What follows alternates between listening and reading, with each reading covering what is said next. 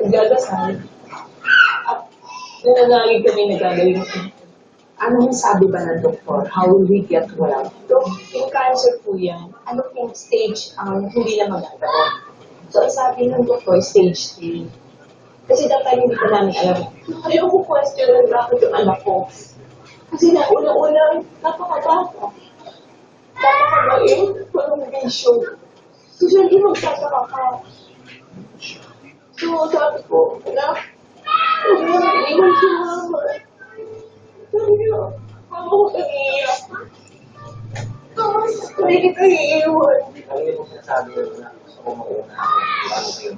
Sabi ko, anak, lagi ko minadasal. Sana mauna na ako sa inyo. Hindi ko isa ka sa buhay. Kasi yung mga tsinta ko lang po kami sa pamilya. Paano ito ako kumawama natin? Sana lang po pag naging po ako sa anak ko. Hindi niyo po ako paligid. Sa lahat po nila sa ko. Kung ano po ayaw ko malaman na resulta. Yun po ang binigay sa akin. Nahihirapan din ang kapatid ni Jam na si Excel. Pero kahanga-hanga ang ibinibigay nitong suporta sa kanyang kapatid. Nabita. Nangulan. Minsan na namin na-feature si Excel na nakapagpatayo ng sarili niyang toy museum sa sobrang niyang pagkahilig sa kanyang mga laruan. Pero lahat daw ng ito kaya niyang ibenta. Matustusan lang ang pagpapagamot kay Jam. Sinabi ko ba sa kanya, kahit piso, hindi isipin yung gastos. Sinabi ko yun, hindi, dahil may pera ako. Kung magasabi ko, may pera ako ngayon. Ibubusin ko lahat yun, mapagaling ka lang. Kung kailangan, dumating yung panahon, ibenta natin yung ibenta. Kuya, paano ka pala? Kasi yung pangarap mo. Sabi ko yung pangarap ko na ang pinakamatagal na. Dadagdag na ako yung pangarap. Kung ngayon, parang kasama ko sa pangarap ko. Baka walang saysay lahat ng pangarap ko, wala ka. Iba ito ng mga anak ko. Sino po ang sa'yo ngayon?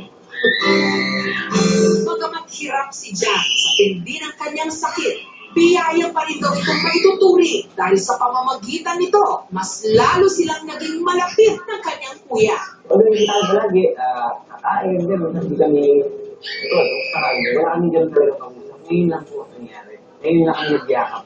Sa mahabang panahon ito ang nayakap, kasi ngayon lang kami nag-usap ng luha.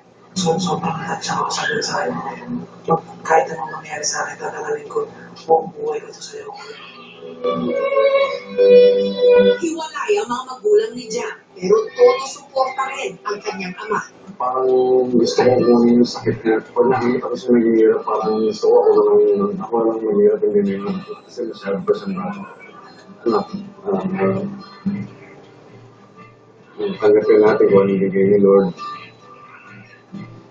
Makakayanin natin ito, malalampasan natin ito. Walang pabibigay. Makakain natin ito.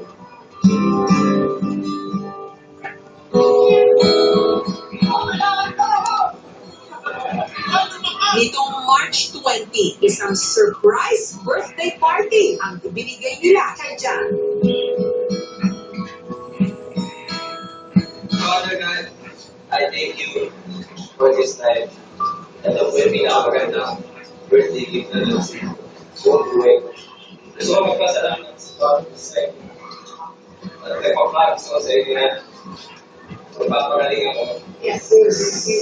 Sa kuya ko na lahat ibigay. Kahit pangarap niya, kahit ibenta niya lahat, simula pagkabata niya, yung mga laruan niya, lahat yung pangarap niya, pero binigay niya para sa akin. Meron niya mga sa mama ko na nandyan, na kahit buwan din yung cancer ko, okay lang.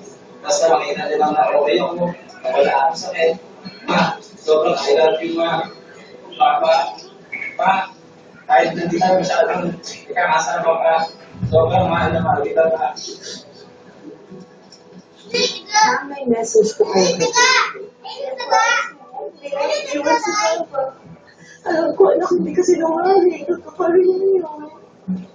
At dito kami lagi ng kuya mo. Hindi ka namin pamabayaan. Promise ka na. Araw-araw, wala kang gagawin, kung palakas siya, labanan din sa isip niya, yung mga negative ko. Gagaling kasi, and naiwala ko yan. I love you, brother, and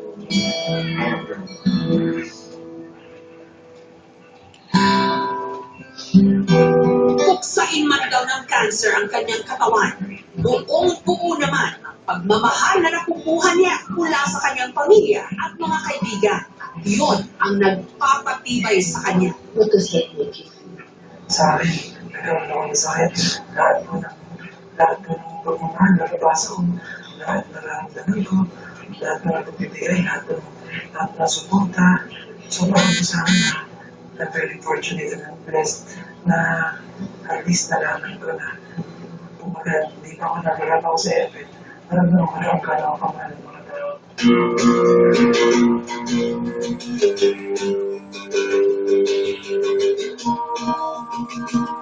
At para sa mga sumusuporta sa kanya at sa kanilang love team online, ang kanyang taus-puso pasasalamat.